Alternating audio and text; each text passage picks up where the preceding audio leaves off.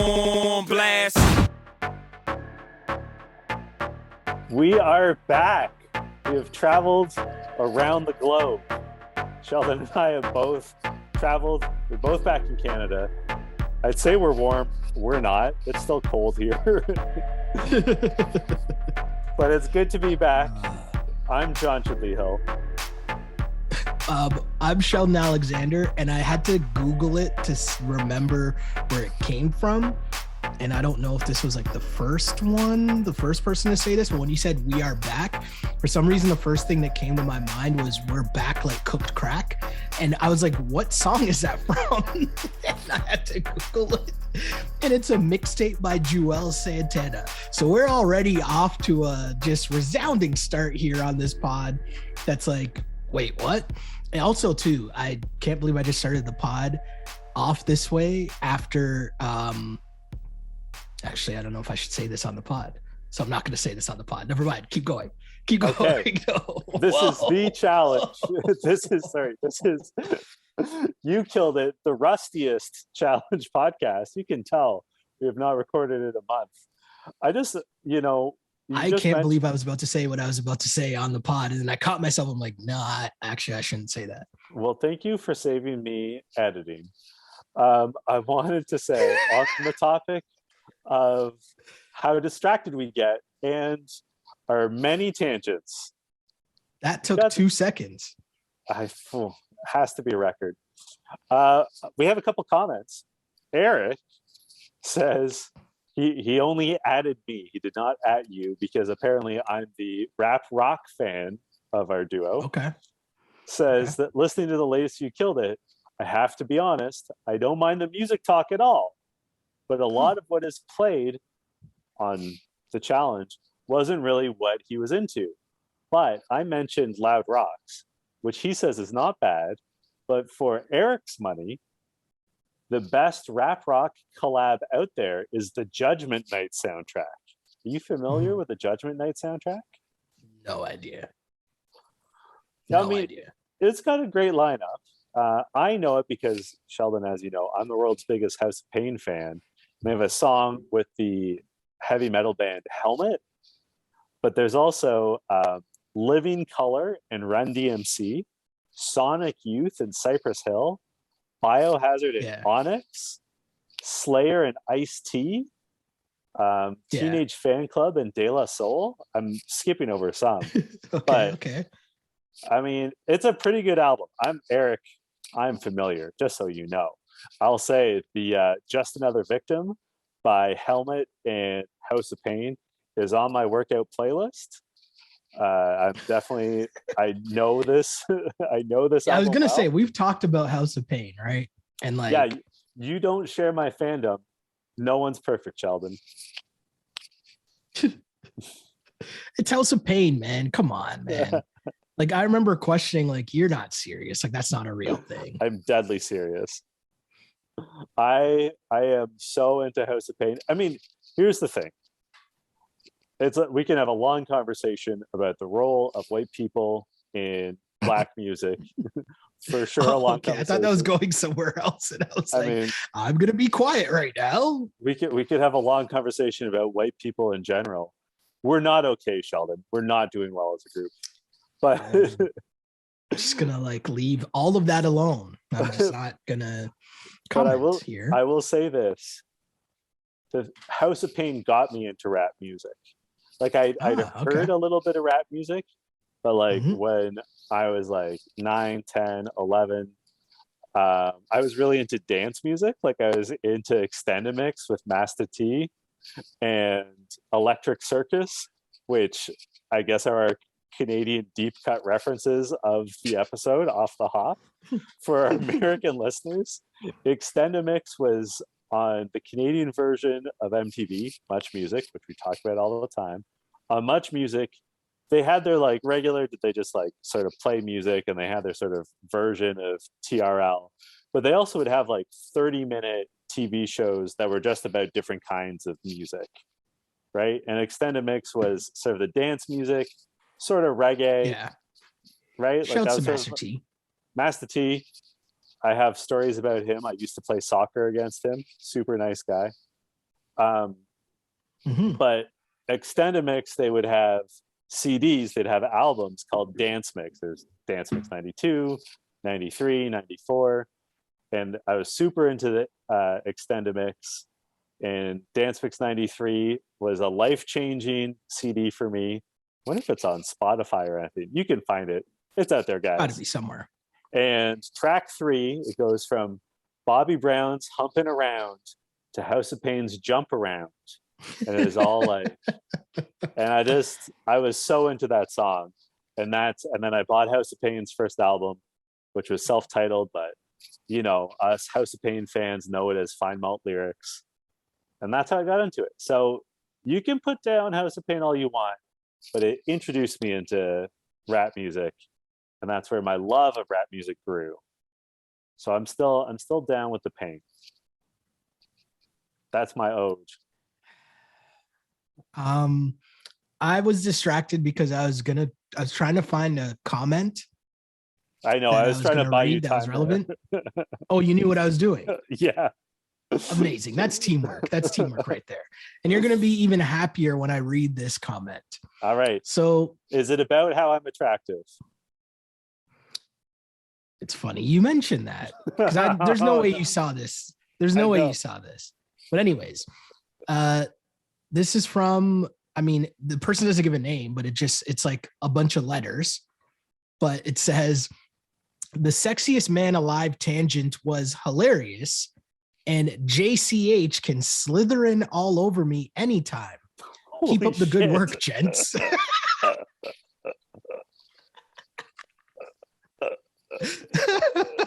I knew that would get you. I knew that one would get you. I don't know. I'm just reading the comments.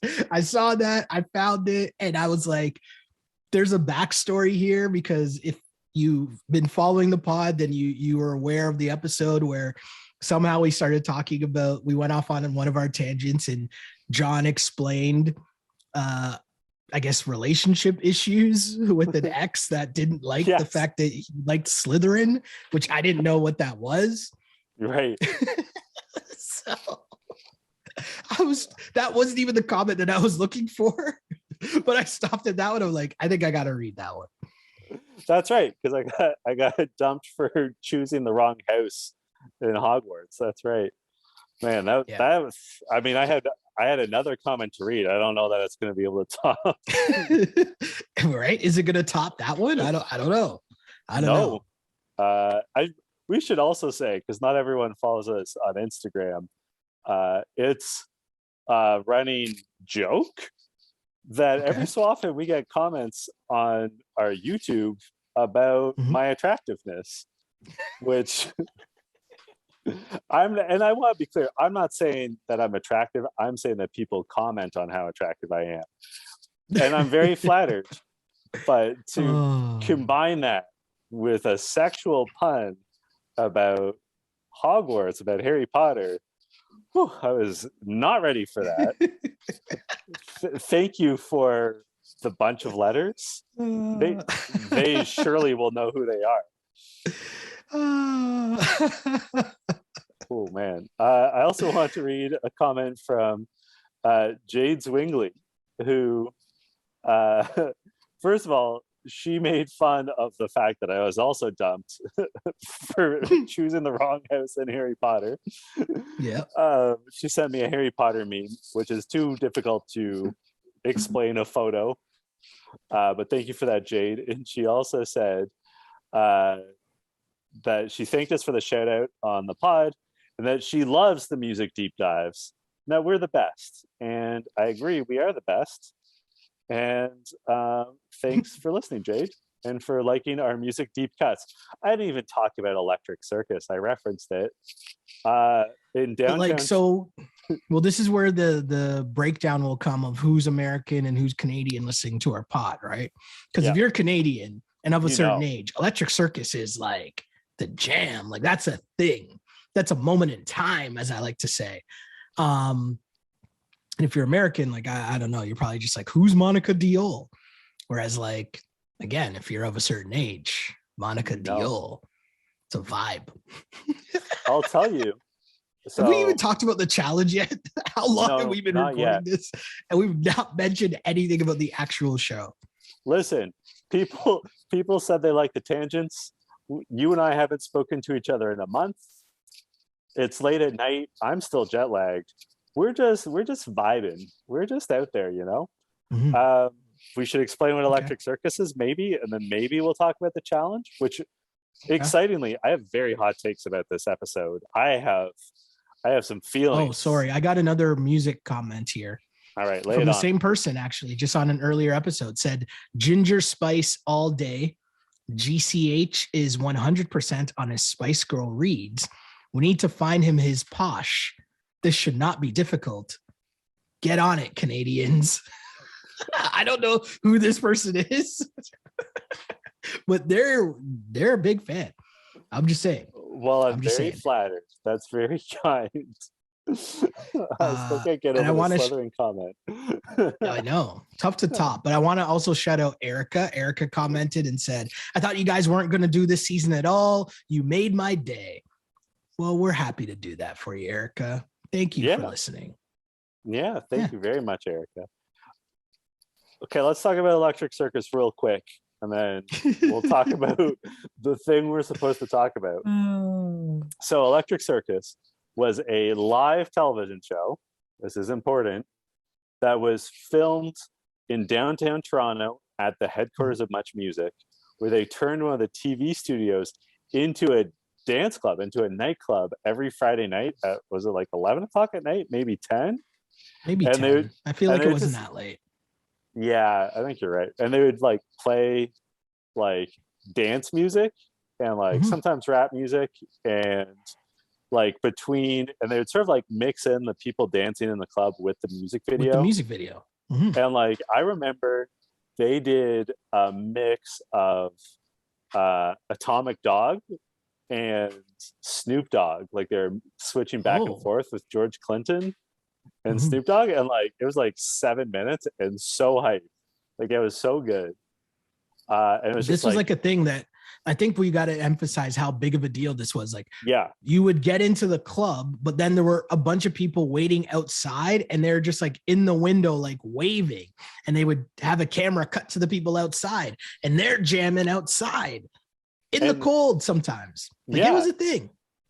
This show was not just done in the summers; it was year round. And like, this is Canada; it's cold. You got to bring that back. I honestly, like, they brought back Much Music on TikTok. They got to bring back Electric Circus. That was the best show that they had. They had a lot of great shows, but Electric Circus and Fromage were the two best shows. We explained that Much Music was basically MTV. Yeah. But just a Canadian version. We said that. Okay. Just making sure.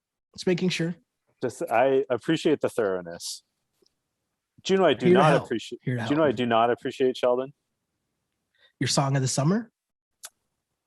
No, I do not appreciate Save to Palace, nor do I appreciate the King's Palace, who I am not about.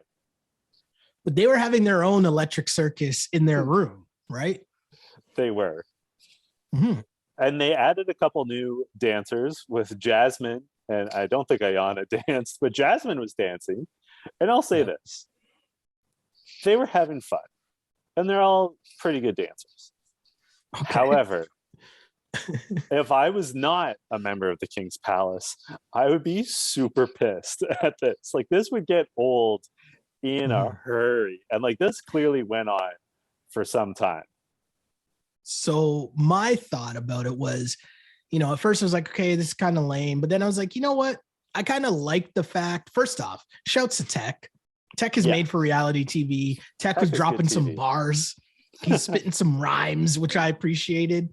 But I respect the fact that, above all, they didn't really give a fuck what anyone thought. They were being loud. They're having a good time. They're having fun. They were maybe even doing it to get the attention of everyone else. Cool, maybe.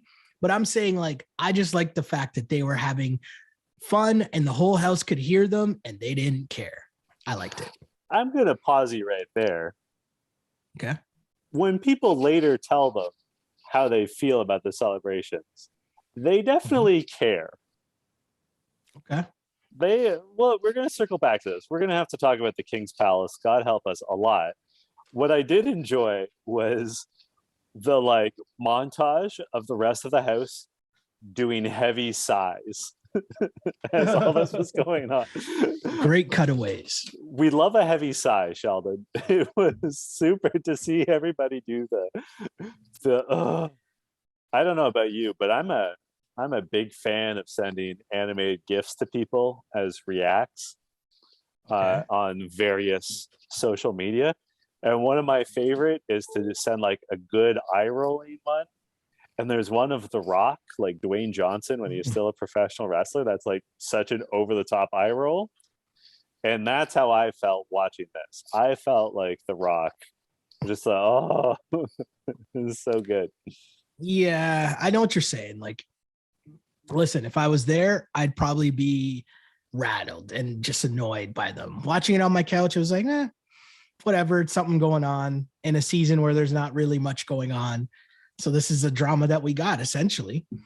The drama that includes, you mentioned Jasmine. Yes. You know, they think that she's with them, but she doesn't really seem to be with them. And that's kind of weird.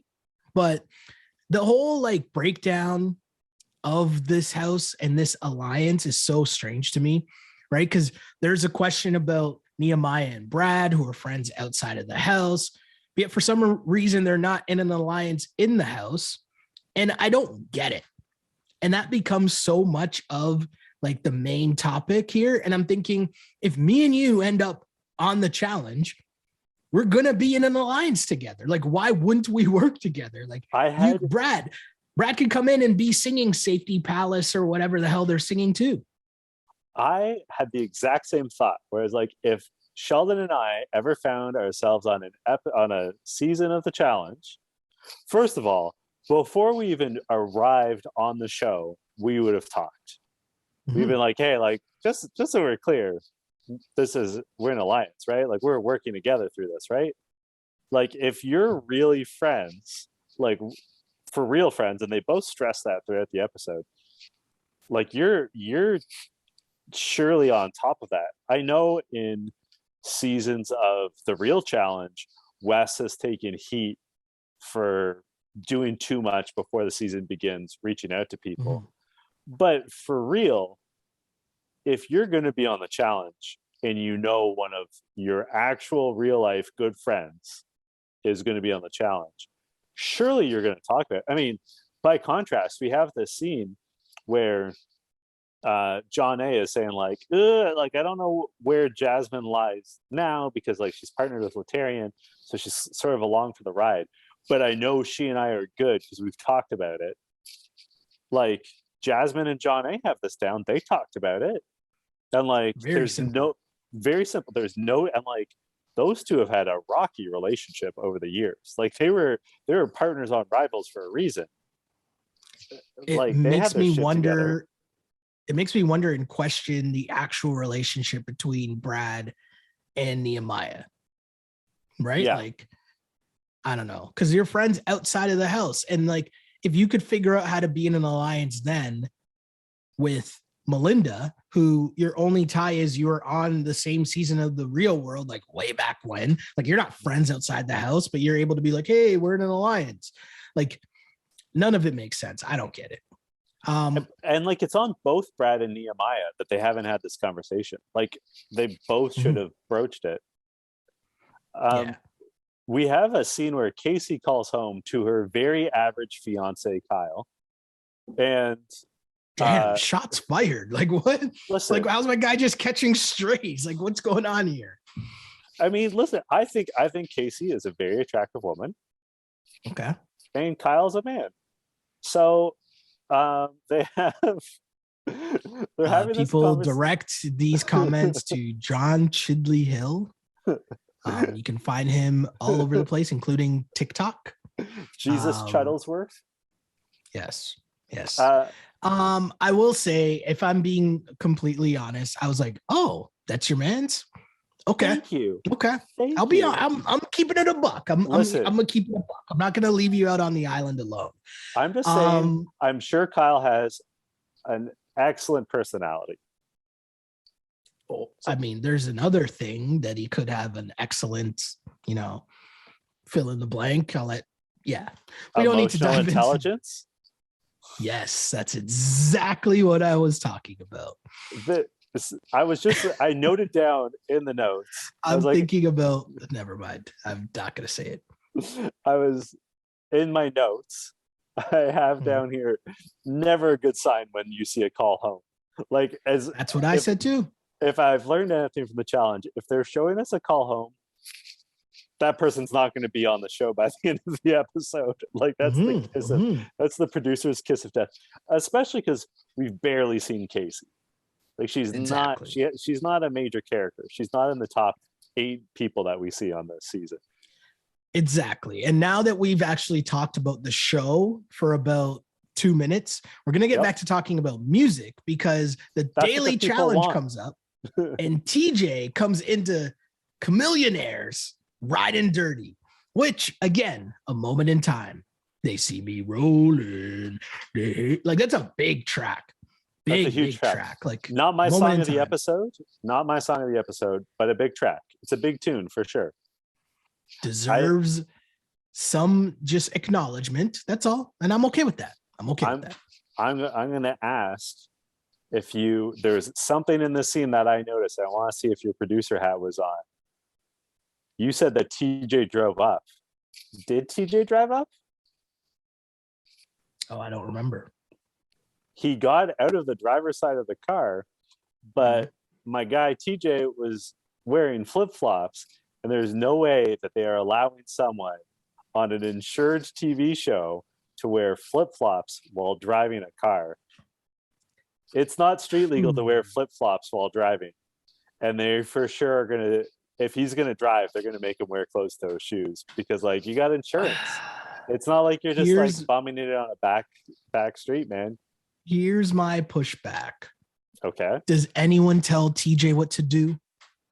No. I'm just saying. He definitely has a lot of leeway, but there was a cut.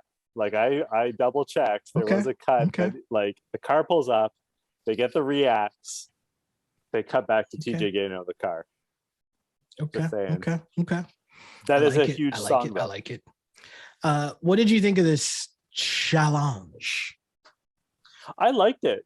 I mean, one of my thoughts was that it felt like an actual competition that they would do on the regular challenge, rather than just sort of like a softer junior version. It was called Steer Clear, and the idea was that one partner is on the back of a monster truck swinging a boom, an arm back and forth, and their partner is hanging from a platform at the end of the boom, and they have to grab flags off of flagpoles that are on cars driving by, sort of driving around the monster truck. So they're all driving. I liked it a lot. What do you think? I thought it was pretty cool. But it was one of those weird challenges that is tough. To do it would be really hard, but I don't know if it translated well. And then you're seeing it over and over again, and there's no everyone's kind of doing the exact same thing. Do you know what I mean? And then it's oh, this person got 20. Oh, this person got 19. This person got 17. There wasn't enough variance to make it interesting, right? They could have made up, and you're not showing every single flag they get. So you could literally just make up whatever number at the end. And it's kind of seemed uneventful, if that makes sense, even though in theory that looks really hard. Yeah. They made an interesting choice from a production perspective, where Nehemiah and Melinda went first, and they did really well. They really set the tone, and everyone was worried because they're through and through King's Palace, and if they win, we should note Latarian and Jasmine have the life shields. So if they win, if Nehemiah and Melinda win, then King's Palace, they're definitely set, right? And they still don't have numbers in the household. They have a solid block, but they don't have full numbers. So sort of a key... Two things I want to say. Sure. One, I just want to say I realized that I want Melinda and Nehemiah to win. And I didn't think that would be the case. I don't think they end up winning. But I realized while watching that I was like, oh, this is who I want to win. And I don't know why that is necessarily. I guess like, you know, even though I like Darrell and Janelle, Darrell just doesn't really do anything. He's just kind of like quiet though. Like, so I don't really feel anything about Darrell. He's just kind of there. Yeah. You know what I mean? Whereas like there's at least a storyline for Nehemiah, and I'm not really a fan of Nehemiah. If we go back to different episodes and seasons, I'm more rooting against him, but I feel like I like the vibes he's come with a little more this time, or maybe I just liked his reggae version of the Safety Palace song or the remix. You just needed like Shauna Paul to jump on it. But and yes, I said Shauna Paul. Yes. So me go so then. Honorary Canadian Shauna Paul. I would also like to, I mean, this is a tangent, but Andrew Schultz, I just saw a video. Andrew Schultz was in Toronto doing his comedy show, and he brought out snow. Like, imagine you're at a random comedy show. And he's like, you know what? Thank you, Toronto. I got a special surprise for you because I came to Canada. Here's Toronto's own snow. And he comes out and does Informer. Like, imagine you're at this comedy show and all of a sudden a snow performance pops up. Like, what? Just to bring it full circle to our earlier conversation, Informer was on Dance Mix 94. Just saying. Of course it was. Just so we're all clear. And just to remind you, Snow and Stephen Page from the Bare Naked Ladies are cousins. I know I told you that before. It's worth repeating. Yes. Also cousins with Steve Simmons from the Toronto Sun. Just to make it all happen. Insane. That is insane. I have to tell you, though, I had the opposite reaction to you because I found that as I was watching this, Brad and Jody were the last pair to go. And I found I was cheering for them. I am not down with the King's Palace, and I'm surprised that you're rooting for Brad. I hate Brad, and like this is weird. What's going on here? And that's the thing. Like, I am finding the King's Palace as a collective so annoying. It's fair that it's lowered me to cheering for Brad, and like individually, I like Letarian. I like Nehemiah. I like Melinda. Tech is the best. Tech Money might be my favorite person on this season. But as a group, not feeling it. That's not my tempo. Aren't you supposed to like when they form like Voltron? I do, and like normally I do like it, but I hate the nickname King's Palace. I find the singing and dancing annoying. We're gonna get to it. Nehemiah says some things that I did not like. There's a whole bunch of stuff going on this episode particularly, but in general, where I am very over the King's Palace. I don't know if this is the episode. I'm kind of scrolling ahead, because I don't remember if it's this episode or not. Yeah, it is this episode where he does a speech on King's Palace. Yeah. Yeah, we're gonna talk about. We'll get there. Okay. I was just making sure. I have some more thoughts though on Steer Clear though. I'm gonna be gentle with how I say this. I've already taken down Casey's fiance. I've got some more hot takes. I know what you're gonna say. Shouldn't Ayanna have been swinging the boom, and Tech been the one?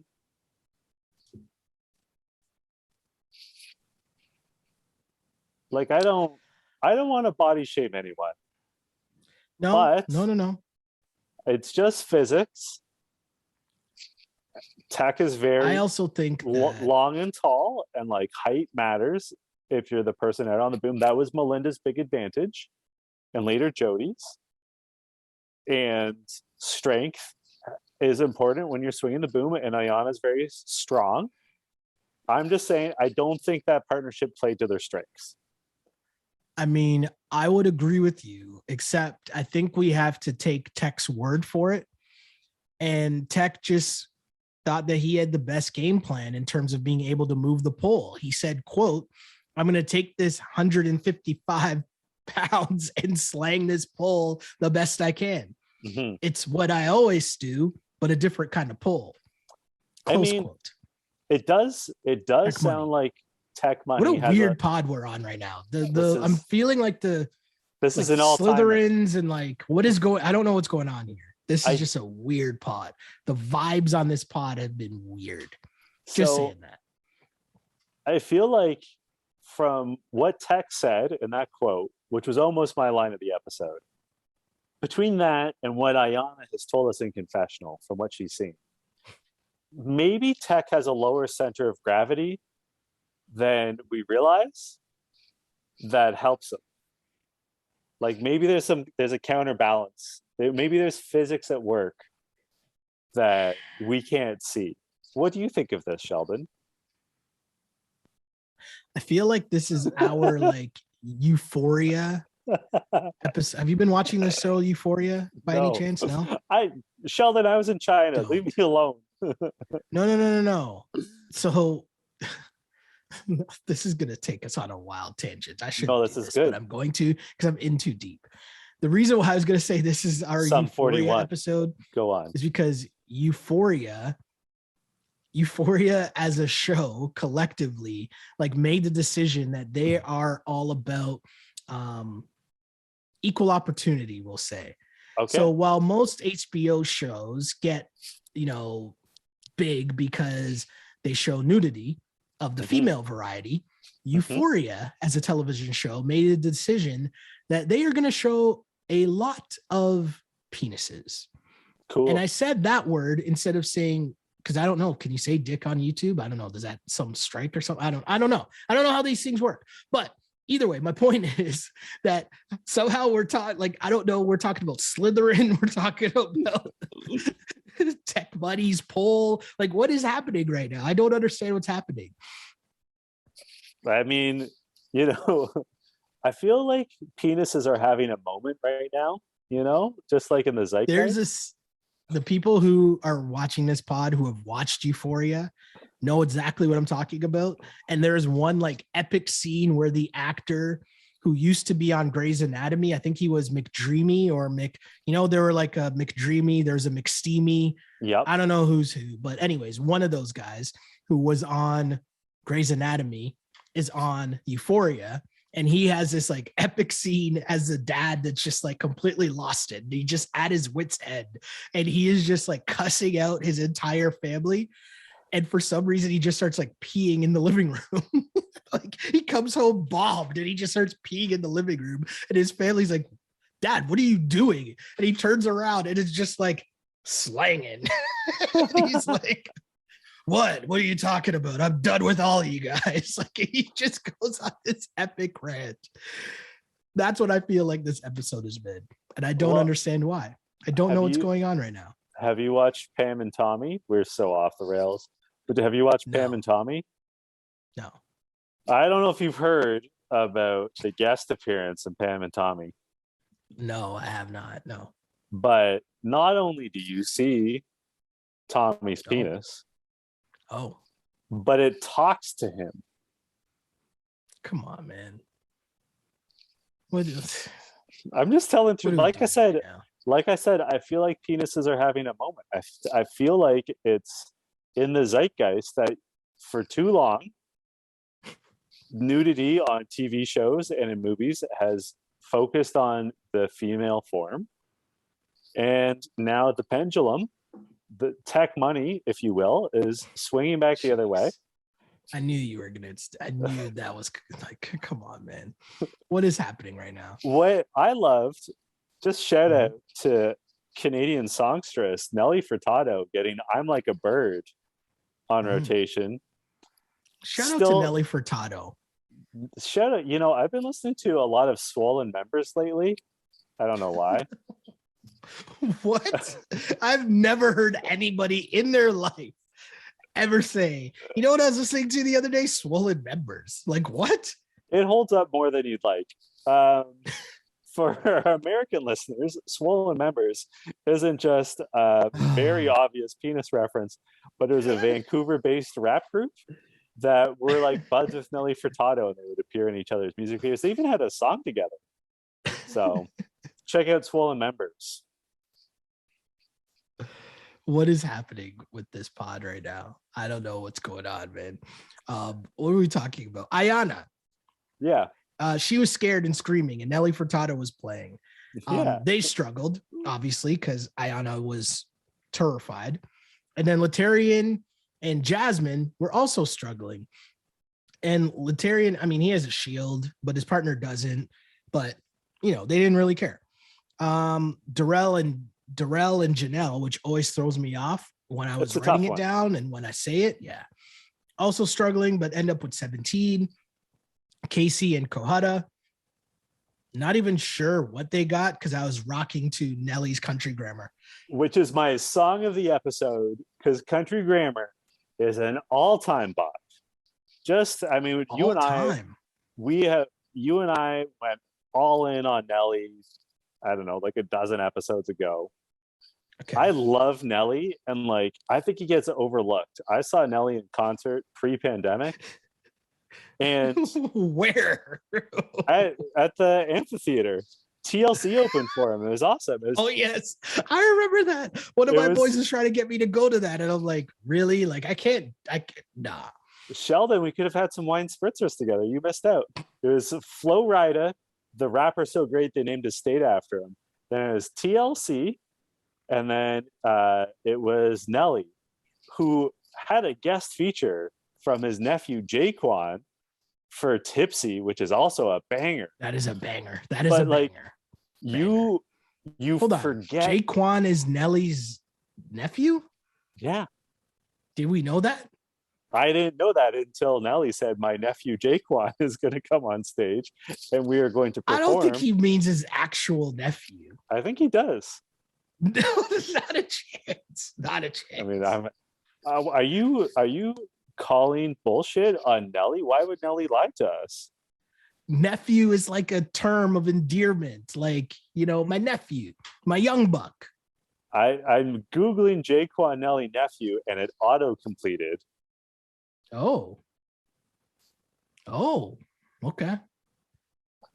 There's a pause now. There's a pause. What is happening right now?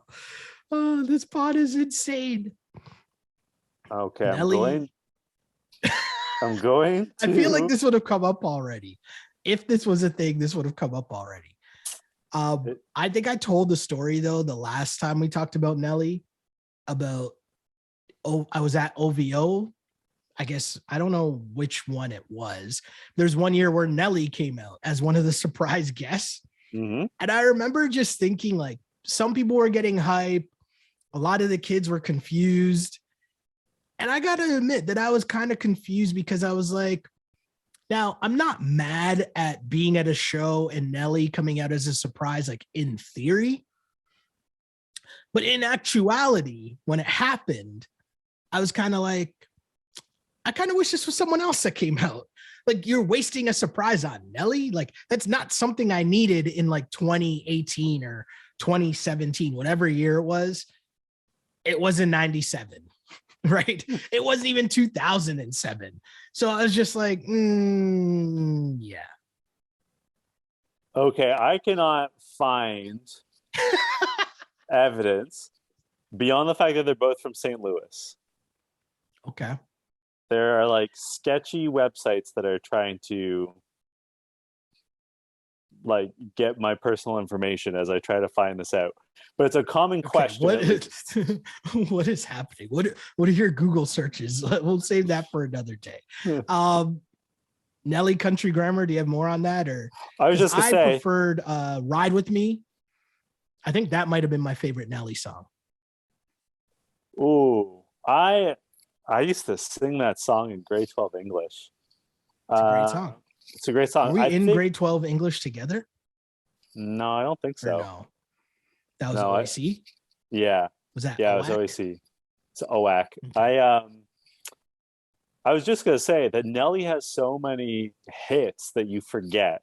And then you see them live and in concert, when you're at a concert, they open up with a great song, and then there's maybe another couple great songs, and then they sort of take it easy on you so you can get a drink, can sit down, catch your breath, especially because that concert I was describing, they were definitely appealing to an older age group and they need a pace. There's no let up with Nelly. There is no song where you get to like sit down and like take a break. So were people like jamming? Yeah, obviously. He also shouts to Nellie for knowing what the people want. He opened with country grammar, including the like tapping the microphone and shouting hot shit. Like he knows what we want. And then It's fair. Obviously he If closed he opened with country grammar, what did he close with? Sheldon, you know the answer. Country grammar. Hot in her. Oh yeah. Sorry. Like, It's come fair. on now. And It's fair. his second last song obviously was Dilemma. Like, right? And like Kelly and Kelly. That was the thing. The only break we got was when he brought Jaquan on for Tipsy. And that was really a break for Nelly. It was not a break for us. Because that's a big track. The team Tipsy's president. so good. Tipsy's so good. I have a theory though about the challenge. Okay. I kind of wonder if Jasmine and Latarian took a mental health day on this one. Interesting. Because they had the life shields. And like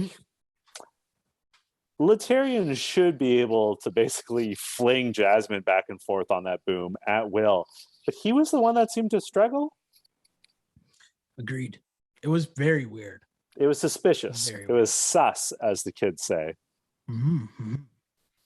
Maybe he was doing it on purpose because he knew if he came in last, then it could have been a way to get one of the other teams on the other side into the elimination. But I don't know. Maybe it would not. It would be possible since King's Palace, their brand is doing too much, and that would be for sure doing too much. Ultimately, it comes down to Brad and Jody, who, I mean, the suspense was sort of killed for me because they showed everyone's flag total except for Brad and Jody. I was like, they're building up the suspense, but they definitely won. Sure enough, they win. As we said, Latarian and Jasmine were the worst, but because they have the life shields, Tech and Ayana, they go in. They're the auto ones going in. We have more of this Nehemiah and Brad. Do they trust each other? And like, here's where, well, hold on. Let's talk about what Brad and Jody do. They put up Kohada and Casey as a decoy vote, which I don't think is a decoy vote. It's just like they know people aren't going to vote them in, against Nehemiah and Melinda. And Latarian and Jasmine can't save them because they already used their life shields. And Nehemiah is taken aback that he knows he's going to get voted in. And Brad sort of tries to talk to him about it, but Nehemiah is not really interested in that conversation. And they're all at the bar, and Nehemiah and Latarian in particular, but all of King's Palace, they've got the Remy in the system. Ain't no telling. And they're talking a little bit too loud about how they feel about this turn of events. How do you feel about all this, Sheldon?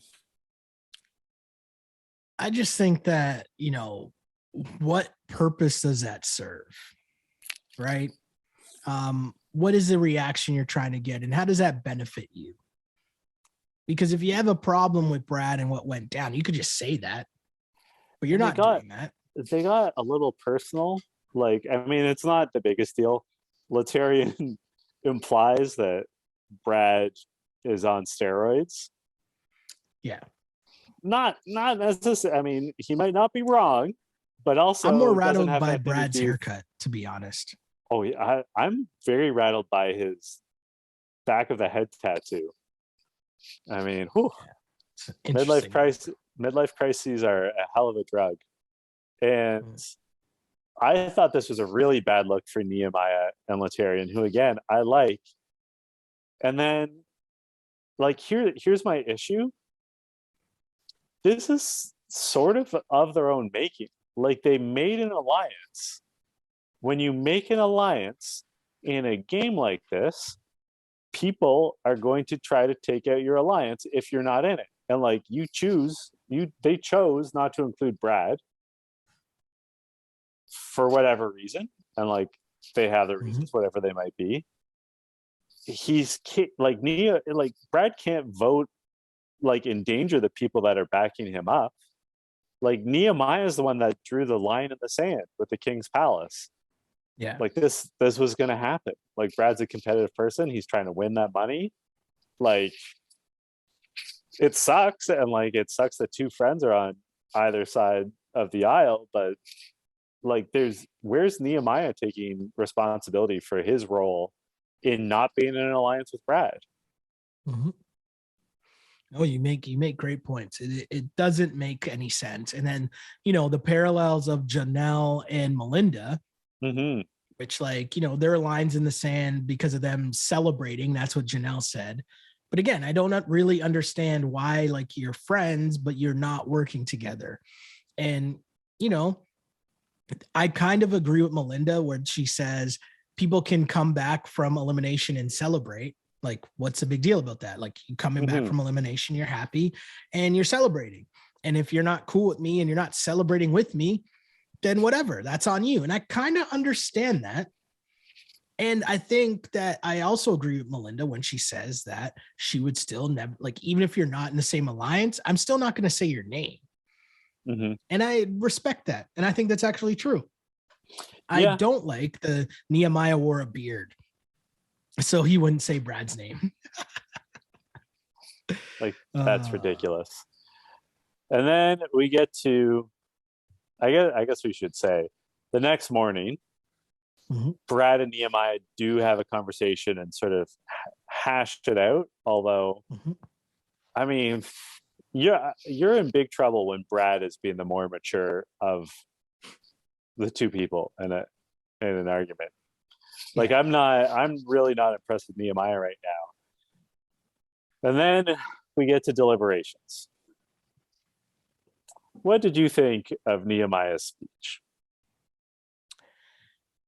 I thought it was interesting. Because I wondered why he chose now to bring that up. And even if we remove that, I think what he said was interesting, but I thought he could have made the whole King's Palace thing more impactful if that's part of what it was actually about. If they did that and told us that before him being on the block, right? Because I do think what he said was kind of cool, you know, like, you know, representation, and that's why he did it. And, you know, he's trying to remind his fellow brothers in the house that, hey, we come from kings, we're royalty. Like, that's power. Not mad at that. No. I just thought it was weird timing. And maybe it would have been more powerful, you know, if he did that beforehand. Also, I don't know. I just find it was interesting timing. And because like in that moment, like he's sitting there beside his partner, Melinda. And again, I'm not saying that there's anything wrong with that at all. But I'm just saying, like, it was just weird timing. All in all, it was just weird. So, like you, I liked what he had to say. You know, their name. Originally, they were the three kings, and then they went with King's Palace because they're kings, and like reminding. Oh yeah, they were originally the three kings. Yes, I forgot about that part. And like, as I've said, I like Tech. I like Nehemiah. I like Latarian. I felt like the timing was suspect as well. I also have to point out, you know, he said, you know, it's about representation, is about representing minorities. Is Darrell not a minority? Is John A not a minority? Jasmine and Ayana only joined King's Palace this episode. Were they not minorities until this episode? And like, which king or queen is Melinda descended from? I'm pretty sure the king of Sweden. So, you know, like, I'm not 100% 100% sure I believe what Nehemiah is saying, and the timing is suspect to me. And like, I like the message, don't get me wrong. I'm just concerned that he was trying to manipulate people and making the vote about something that it was not about. Yeah, I thought it was very weird. And who knows, maybe this is on MTV and maybe he did talk about this earlier and they just never showed that's it fair. earlier. That's a fair We can point. only comment on what we've seen, right? And I agree with you about the timing being suspect because it did come out of nowhere, kind of, right? And I thought, like, whoa, if this was a thing, this would have been way cooler to know earlier on. And like, I'll be honest, like, I like the idea of there being a alliance that's explicitly all people of color trying to guarantee that a person of color wins. Like, that doesn't bother me. As a white person, I think that'd be cool. Frankly, I'd like to see that. But like, I question his sincerity given the fact that there's a very white person that's been in his alliance since day one. And there's lots of very, like, he's friends with Darrell. Darrell is a black man. Somehow didn't make the cut, right? And there've been other people of color that didn't make, like Janelle. Like, there's so many. So like, I don't really know what he's talking about. Yeah, and it kind of comes to a head too in the next episode when they kick out John A. From the King's Palace because she was trying to celebrate with them. Yeah.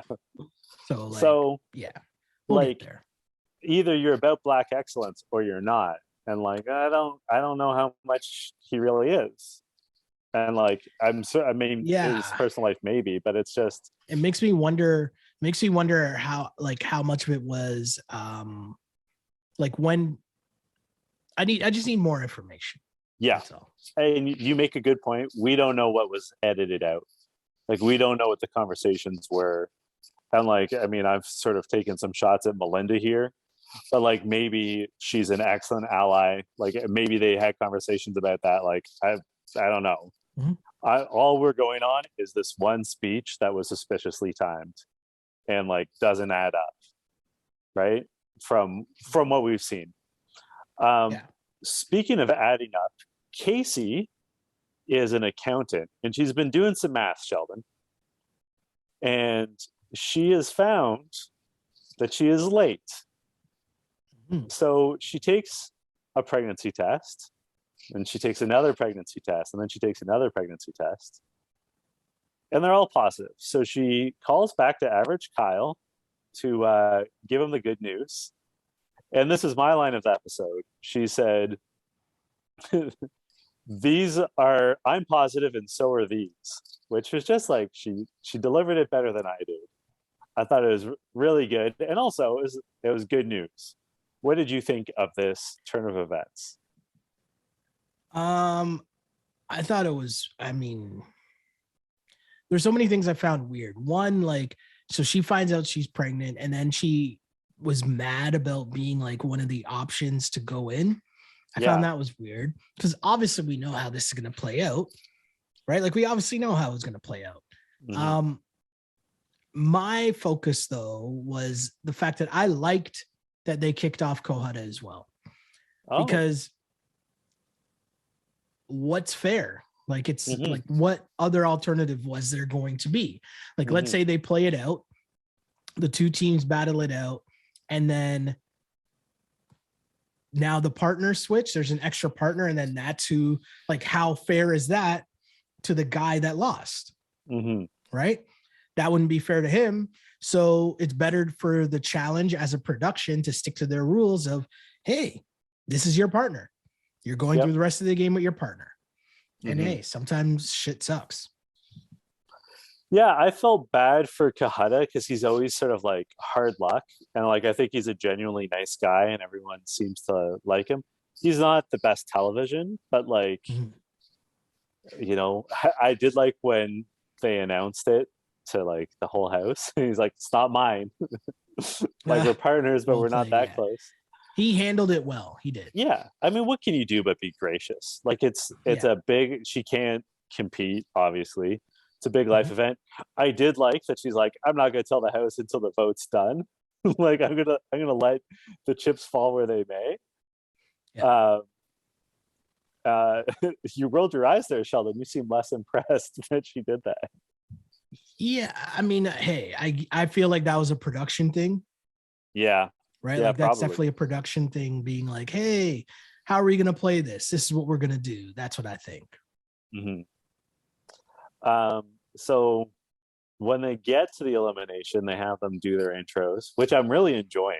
I think is one of the best parts of the show. Mm-hmm. And then TJ says, I've got good news. There's no elimination because another team's going home. That's where they break the news. Mm-hmm. And that was the episode. It was interesting. I was a little disappointed to not see there be an elimination. Yeah. I'm happy for Casey and for Kyle. Congratulations. Mm-hmm. But I don't know. This was an eventful episode, but I also not my favorite episode. Overall, what did you think? Yeah, I mean, it obviously was very anticlimactic at the end. And I guess the best part was the turn from the start of the episode where I was like, oh, this is going to go bad for Casey. Yeah. And then it's like, oh, I guess it went bad for Kohutta. Right? Maybe they should have shown Kohutta talking to his significant other back home or whatever. But point remains, like, yeah, I liked the suspense of, wait, what were they going to do? And sending him home, I think, was, a good enough ending, for lack of a better term, because it was like unexpected. Like, I don't think we've seen that in a while. I feel like we've seen maybe, oh, we're going to bring this person back to be your partner, or just play it in a different way. So I was glad to see that it was at least like something exciting or entertaining. And yeah. One thing that I find crazy is how many pregnancies have there been that were discovered like in the middle of a season? It happens a lot, right? Like, didn't we later learn that DJ Mel was pregnant in the middle of a season? Yeah. And Natalie Anderson from Survivor had to leave because she was pregnant. And now this, I feel like there's someone else that turned out they were pregnant. Yeah, I'm drawing a blank right now because I think you're right.